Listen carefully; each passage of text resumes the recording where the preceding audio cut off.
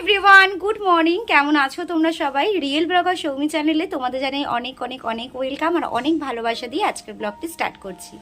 তো আজকে হচ্ছে মঙ্গলবার আর আজকে হচ্ছে তোমাদের দাদাভাইয়ের ছুটির দিন। তো আজকে যেহেতু মানে ছুটি দেয়, আজকে সব বাড়ির ফ্যামিলি সব একসাথে আছে। আর ওই দেখো তোমাদের দাদাভাই আজকে কাজ করছে, আজকে সব দায়িত্ব ওর, আজকে আমার পুরো ছুটি। তো চলো এখন থেকে ব্লগটা শুরু করছি। আই হোপ যে তোমাদের আজকে ব্লগটি ভালো লাগবে। আজ কিন্তু সকাল সকাল তোমাদের সাথে বড় মার কিন্তু দর্শন করে দিলাম, আর আমারও কিন্তু পুজো দিয়ে ভীষণ মন শান্তি হয়ে গেছে। আর তোমাদের দাদাভাই আজকে বহুদিন পর কিন্তু রান্নার দায়িত্ব নিয়েছে। আমার আজকে পুরোপুরি কিন্তু ছুটি। আজকে ঘুগনি আর পাউরুটি হবে ব্যাস। কতদিন পর, অনেকদিন পর রান্নাঘরে এলো বাবা। আজকে যে আমি পুরো তো ছুটি।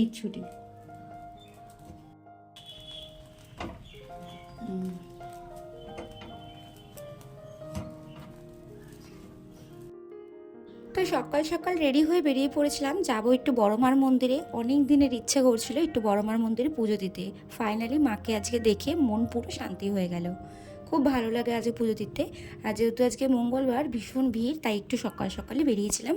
পুজো দিয়ে আবার তাড়াতাড়ি করে বাড়ি ফিরে গেছিলাম। মন্দিরের ঠিক পাশেই তোমরা অনেকগুলো ফুলের দোকান পেয়ে যাবে। তো আমি এই দিদিটার দোকান থেকেই ফুল সবসময় যখনই যাই এই দিদিটার দোকান থেকে ফুলমালা কিনি। আর এখানে যেহেতু জুতো রাখতে দেয়, তো আমরা এখানেই জুতো রেখে মন্দিরে প্রবেশ করি।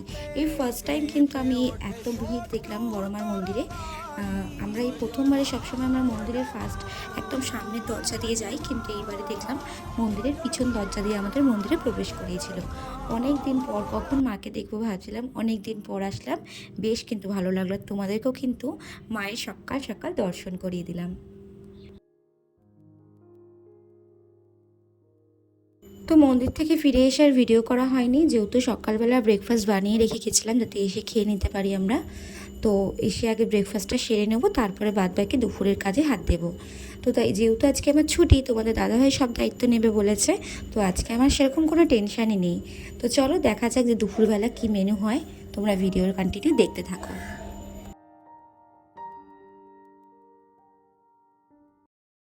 আজকে জানো তো অনেক দিন পর আমরা দুজনে একসাথে রান্না করলাম। তোমাদের দাদাভাই কিন্তু করেছে, কিন্তু আমি কিন্তু তোমাদের দাদাভাইকে অনেকটা হেল্প করেছিলাম।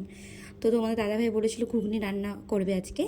তো আমি বললাম ঠিক আছে। তো তোমাদের দাদাভাই আজকে পুরো ঘুগনি রান্নাটা করেছে। আমি তোমাদের দাদাভাইকে অনেকটাই কিন্তু হেল্প করে দিয়েছি, ধরতে গেলে অনেকটাই হেল্প করেছি। আর এদিকে দেখো অনেক দিন পর আজকে একসঙ্গে দুজনে মিলে রান্না করলাম। আর ঘুগনিটা খেতে কিন্তু খুবই টেস্টি হয়েছিল। অনেক দিন পর তোমাদের দাদাভাইয়ের হাতে রান্না খেলাম। বেসিক্যালি এই কটা দিন আমি কিন্তু ইউটিউবে শুধুমাত্র রান্নার ব্লগ দিচ্ছিলাম, সেরকম কিন্তু আমি ডেইলি ব্লগ দিচ্ছিলাম না। তো রেসিপি দেখে কিন্তু অনেক ভালোবাসা পেয়েছি তোমাদের কাছ থেকে, অনেক নতুন নতুন বন্ধু হয়েছে আমার। তো একটাই তোমাদের কাছে অনুরোধ রইব, এইভাবেই আমার পাশে থেকো, এইভাবেই আমাকে সাপোর্ট করো। আর আমার চ্যানেলটি যদি কেউ একটু সাবস্ক্রাইব না করে থাকো, অবশ্যই বলবো প্লিজ সাবস্ক্রাইব করে দিও, আর পাশে থাকা বেল আইকনটি ক্লিক করে দিও।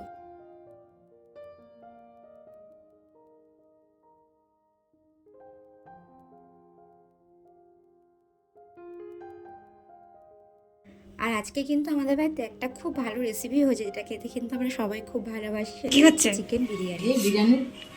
চিকেন বিরিয়ানি না মাটন বিরিয়ানি? চিকেন বিরিয়ানি। আজকে আমাদের বাড়িতে বিরিয়ানি বানানো হচ্ছে। আর আজকে পুরো রেসিপিটাই কিন্তু আমার শাশুড়ি মা বানাচ্ছে। আর এই বিরিয়ানি নিয়ে জানো তো একটা খুব ভালো স্টোরি আছে। যখন আমি ফার্স্ট টাইম বিরিয়ানি বানাই প্রচুর ঝাল দিয়ে ফেলেছিলাম, মানে আন্দাজটা বুঝতে পারিনি। বাট সেকেন্ড বার থেকে কিন্তু বিরিয়ানি কিন্তু সবাই আমার হাতে চেটে পুটে খায়। তো আজকে আমি শাশুড়ি মায়ের হাতেই বিরিয়ানি খেয়েছি, আর ওনার থেকেই কিন্তু আমার বিরিয়ানিটা শেখা। তো এদিকে রায়তা আর বিরিয়ানি দিয়ে আজকে লাঞ্চটা কমপ্লিট করে একটু রেস্ট নিয়ে বেরিয়ে পড়লাম দুজনে মিলে ঘুরতে। অনেক দিন পর আজকে একসাথে দুজনে মিলে টাইম স্পেন্ড করবার, দেখতেই পাচ্ছ তোমাদের দাদাভাইয়ের মুখটা পুরো ভার হয়ে রয়েছে। ঘুম থেকে উঠেছিল একটু, আর কি কারণে একটা মাথা গরম হয়ে গেছিলো। তো তারপর আমার মাথা গরম করো না, চলো একটি কাকুর দোকানে চপ খেয়ে আসি। তো এখানে জানো তো স্বামী স্ত্রী দুজনে মিলে আগে চপ ভাজতো কাঠের জালে, হেব্বি লাগে খেতে। এটা ঠিক সোদপুরে কর্ণমাধবপুরের ভিতরে। তো এখন যেহেতু দাদুটা মারা গেছে, এখন শুধুমাত্র দিদাই গেছে। তো তো তারপরে তাড়াতাড়ি করে বাড়ি এসে যেহেতু রিহুকে রেখে গেছিলাম, কারণ এই ঠান্ডার মধ্যে ওকে নিয়ে বেরাবো না, ওর শরীরটাও ঠিক ভালো ছিল না।